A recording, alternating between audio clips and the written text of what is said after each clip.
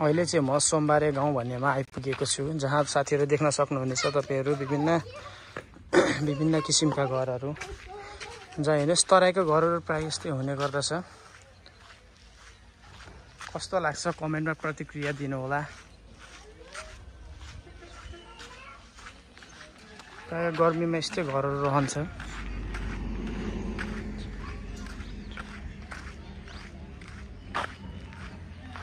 निकै नै सुन्दर बस्तीहरू रहेको छ यहाँनिर।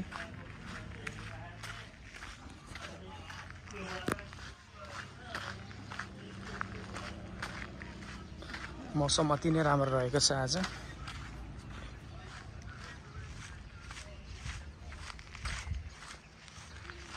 र तपाईलाई म अहिले लैजान गइरहेको छु हाइवे चाहिँ यहाँबाट लगभग आधी मिनट पनि लाग्दैन। तपाईँ कटारी नगरपालिकाको 6 नम्बर वडा कार्यालयको अफिस पहिला यहाँ थियो भने अहिले चाहिँ अन्यत्र ठाउँ सरिएको छ। यो ठाउँ कहाँ भन्दै हुनुहुन्छ भने कटारी नगरपालिका, यो चाहिँ वडा नम्बर 6 पर्ने रहेछ। को आउनु भएको छ यो ठाउँ यसो कमेन्ट गरिदिनु होला। र अब चाहिँ म करिब हाइवे निस्किसकेको छु, जहाँ देख्न सक्नुहुनेछ तपाईँ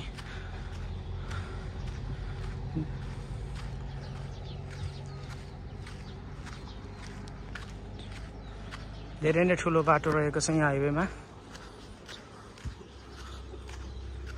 र यसलाई सोमबारेको मूल हाइवे पनि भन्ने गरिन्छ।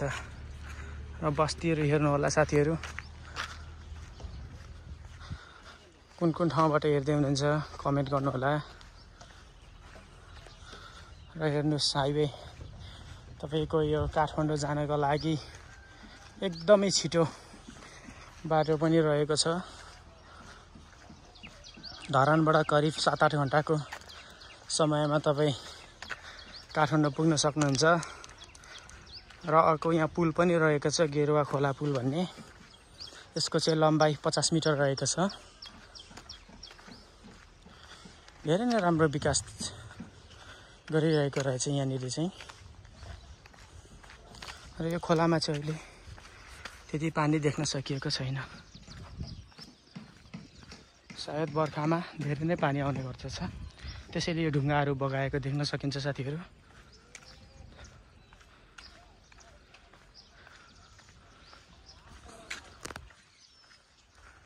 र साथीहरू हेर्नु होला, आज धेरै नै राम्रो मौसम रहेको छ।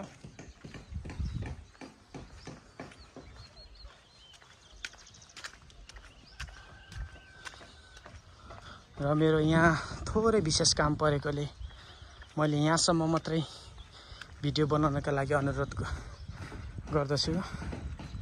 हस्त धन्यवाद। भिडियोलाई हेरेर माया गरिदिनु होला। सब्स्क्राइब, शेयर, लाइक बटन सबै प्रेस गरिदिनु होला है त। धन्यवाद।